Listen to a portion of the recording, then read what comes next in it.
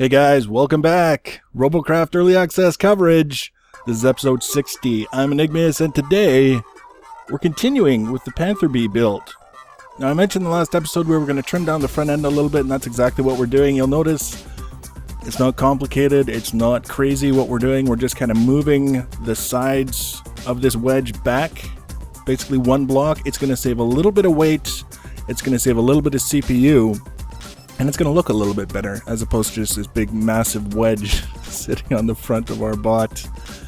The main thing is we want to get that layer of protection in front of our thrusters, and as long as that's there, then we're fine. If we had left everything where it was, we wouldn't have been able to really tuck a whole lot of extra protection behind it, in between the front end and the thrusters anyway, so it's not like we're really losing protection for the thrusters. We're just slimming things down just a little bit. Now, one thing I'll point out now, because I mentioned it in the last video, talking about removing the rudders from the bot, the footage that you see today will not include that. Apparently, I did that sort of off the side a little bit, doing some testing and whatnot. That didn't get included in this footage. Trust me, you didn't miss anything. It was like pulling rudders off and going into the practice map and driving around for a bit and coming back and pulling rudders off and basically doing it that way. But if you're looking at it saying, hey, you mentioned the last episode that he was going to be taking it off and showing us this episode, well, they're still on this episode. Next episode, they'll be gone, I promise. You can mark my words. They'll be gone by the next episode. So you can see now, it's nothing complicated to trim it down a little bit, and now we just kind of want to make sure that everything goes back at the same rate, so that things are kind of, tidy. Being very, very careful to watch the connections to make sure that we're not breaking connections that we worked so hard to build, and then coming back and making them either flimsy or non-existent. That's definitely something that we want to be aware of. But overall, pretty simple kind of modifications. I've started kind of buying the occasional tier 10 prism here and there, because we, on the front end like this, we can throw some prisms on and make things look a little bit more presentable. It's a little bit more armor and kind of helps the appearances, but realistically speaking, all of my RP now is being spent on the tier 10 prisms. Did I say prisms earlier? I meant Tetris. Spending a little bit on Tetris because they look nice, but the priority is spending it on the prisms. Once we've got this kind of front end sorted, now we want to look at the front two hover blades that are basically right where we're working, and the legs below, and how we're going to kind of manage the chassis around those. Again, this is one area of the bot that's still symmetrical. It's not until we get to the gun mounts that we'll be dealing with a little bit of asymmetry. But realistically speaking, this is still kind of part of the front of the bot, and we want to make sure that whatever we're building around here is actually going to be suited to a particular task, and not just something that we throw into place and just assume it's going to be fine. Whatever, it's a little bit behind the gun, so it's not that important. Those hover blades on the front, if we lose those, this bot is going to be one of those kinds of bots that just kind of drags its nose across the ground, especially if we lose the legs along with them. So the front hovers and the front legs, we need to be a little bit careful about how we set them up, otherwise we're going to end up paying for it down the line. We save a little bit of time in the design, but we lose it in the matches when we go through, our contribution to one loss after another, I guess is one way to put it. So here we're doing what we were doing earlier with the white blocks and the early prototyping, is basically just getting a feel for where we can put things that isn't going to interfere with where the legs want to be. That's kind of a big deal. Additionally, again, also worrying about where we're making the connections. Now, one thing that you may have noticed relative to my other builds is that we haven't put the spine in first and then worried about connecting everything to it. The spine will still be in place, and it'll look very much like any other spine that we've built. We're going with a 3-wide kind of spine design because it's a little bit more robust than just 1 wide, with the bridges on either side wherever we can fit them. But I'm mostly just kind of looking at things as individual sections of the bot, individual components that we're trying to protect, and worrying about the spine as we go. You can see what we're putting in right now kind of resembles an element of the spine, and if we were to carry that to the back of the bot, that's exactly what it would be. It would look exactly like any other 3-wide spine that we've ever done. Mostly, it's just kind of doing things in very small stages, a few blocks at a time, taking a look at them, how they fit together right away, how they're starting to fit together in the bigger picture when we start adding more blocks to them, takes a little time. Lots of people don't have that mindset. They don't like to spend that extra time building, and that's fine. There's nothing in the game that says you have to spend a certain amount of time building each bot before you're allowed to take it into matches. And there are some bots that I've seen, usually of the kind of brick sort of structure, that don't take a long time to build. You can literally build it in 5 or 10 minutes, and it's pretty robust because it's just a stack of blocks together, and you have to shoot through them if you want to get to anything important. We like to do things a little bit more detailed. See, I'm trying not to use words that make it sound like the other bots are bad. I'm trying to be a little bit diplomatic, even though words that come to mind for me is we like to do things a little more refined. We like to do things a little more thoughtfully, with a little more detail, a little more understanding of what's happening when we're getting hit, when we're taking damage. But you say that too many times to the wrong people, they start to get upset. They take it as an insult because their brick doesn't meet those criteria, and if it doesn't, then it can't obviously be special, can it? I don't make the rules, I just play by them. That's that's the way it works.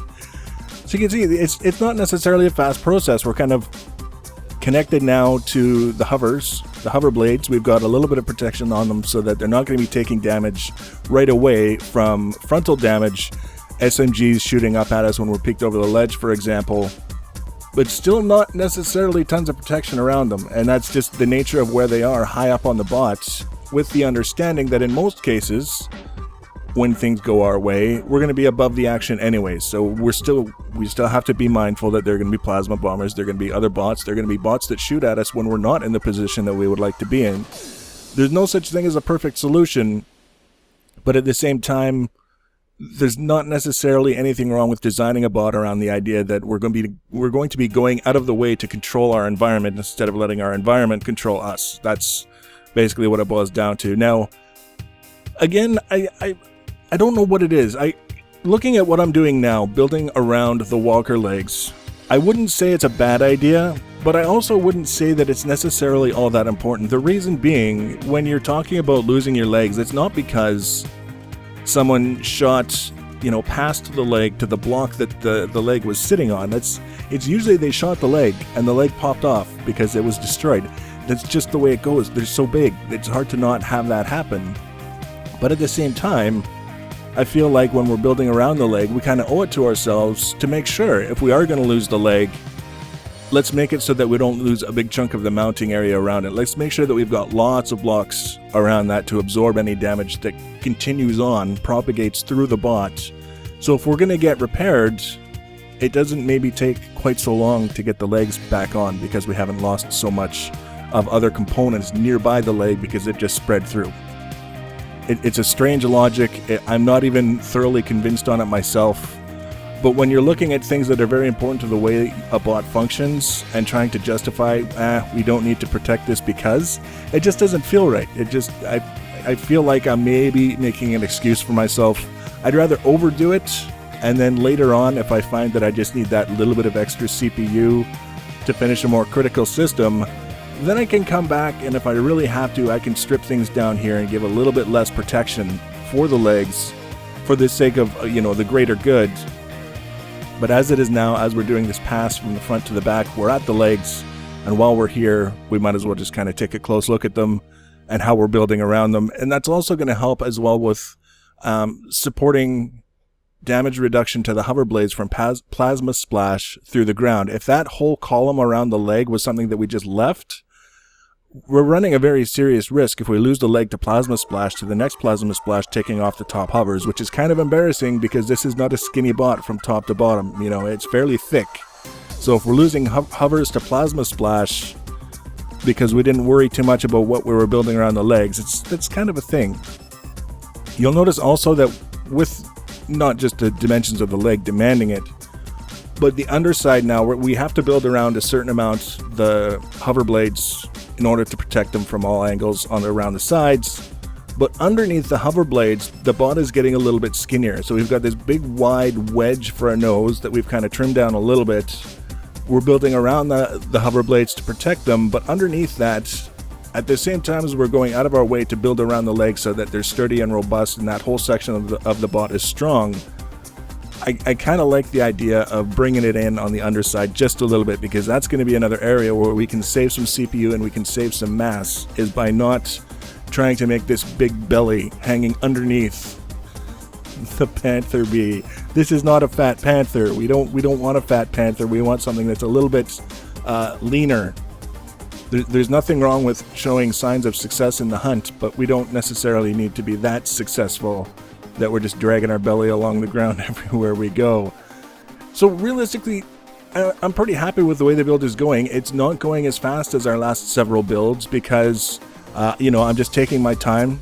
There are times when I'm very, very happy to put the extra time and effort into a build, and other times where, an hour is about my limit to get something into a fight, which already is about 50 to 55 minutes more than a lot of people like to spend. And again, there's nothing wrong with that. It's their account, their time, however they want to do it. But for us, this one is taking a little bit longer, and I'm not necessarily feeling too bad about that. Now, I did, again, in this case, we're doing a little bit of that armored coil kind of thing that we talked about very briefly a while back. It was kind of I wouldn't say it was a failed concept. It was a limited concept in terms of how many times you could actually expect it to soak damage before it was gone. And from that, having to decide how much CPU we were tying up in that, as opposed to using an electroplate that would actually regenerate after it took a certain amount of damage, instead of just being blown off after one and then not being able to do anything for the rest of the time that, it was gone. You'd have to get healed up, or, you wouldn't benefit from that protection. And you can see here, I was kind of working around and getting things sorted out, and I decided, you know what, I don't really like the way this is going. I kind of think that we can make some changes, and it's going to go a little bit better. Some of those changes involve spreading out these hover blades. Right now they're both sitting on the same block. Depending on where it is on the bot, that's not necessarily a bad thing if you've got two components sitting on the same block, but given that this one is basically on the top, partially exposed, not a bad idea to build it out a little bit, give a little bit of extra width. Hover blades never really seem to complain when you make them farther apart. They stop working, as well as you might like them when they're too close together. And then, of course, having them mounted on the same block that's exposed to fire from above, it's just kind of asking to have them popped off. So we wind them a little bit, and then having done that, we have to redo the shroud that we built around the outside, just because the hover blades are in a different position. So it's pretty simple. The reasoning is simple and straightforward, and then the method is not really that much difference. We did it once, now we can do it again with a slightly different layout. Not a problem. So what do we have left after we get all this done? We have the two gun mounts on the side, obviously, are probably going to be the next things that we're going to be focused on. We have the hover blades, the middle hover blades. We have the pilot seat has actually been lowered in the chassis relative to what you'll see here. It's actually going to be one of those rare builds where my pilot seat is fully encased, fully enclosed. You won't be able to see any part of it from any part of the bot, which is kind of neat. Normally we end up with the top of the helmet visible from somewhere, just because I can't be bothered to build that high. I feel like I'm trying to conceal the pilot seat, even though we all know no bot is big enough to really conceal it for the most part. Everyone pretty much has a pretty good idea of where your pilot seat is just by glancing at your bot. But I kind of always feel like having that top of the helmet exposed is a bit of a deficiency in some case, even if it's just in my own mind. that's the way it works out. So to have it fully encased without having to go out of our way to do it is kind of a treat, I guess, is what I'm saying. And that we're over halfway done the chassis at this point. We're not, slogging our way through. So the next episode, if we get the guns, the gun mounts, the middle gun mounts, and the two hover blades done, and the area around the pilot seat, then we'll be in striking distance to have the bot done within 4 episodes, which is long for a build series, but it could be longer. Trust me. Some of the builds that we'll be doing around megabots will be considerably longer than that, just because that's how we roll. But I don't want to get into too much depth on that because we still don't know a lot of the details about what exactly is involved in that whole process. I know looking at the wheels and the SMGs, there's got to be some sort of adjustments coming our way with regards to CPU for Megabots. We heard in the past something like 10 times your base CPU is what will be allotted for Megabots. And they're going to be extremely expensive to build, so we have to keep that in mind as well. That's kind of why I'm building all these tier 10 bots now. The flurry of activity is finding bots that I'm happy to use that will also earn me some extra RP a little bit quicker than just having one or two bots in the garage. Now here's another, again, similar to that whole armor coil thing that we did in the past, only better connected. Just kind of building some blocks underneath the connection point for the walker legs to protect them from plasma splash.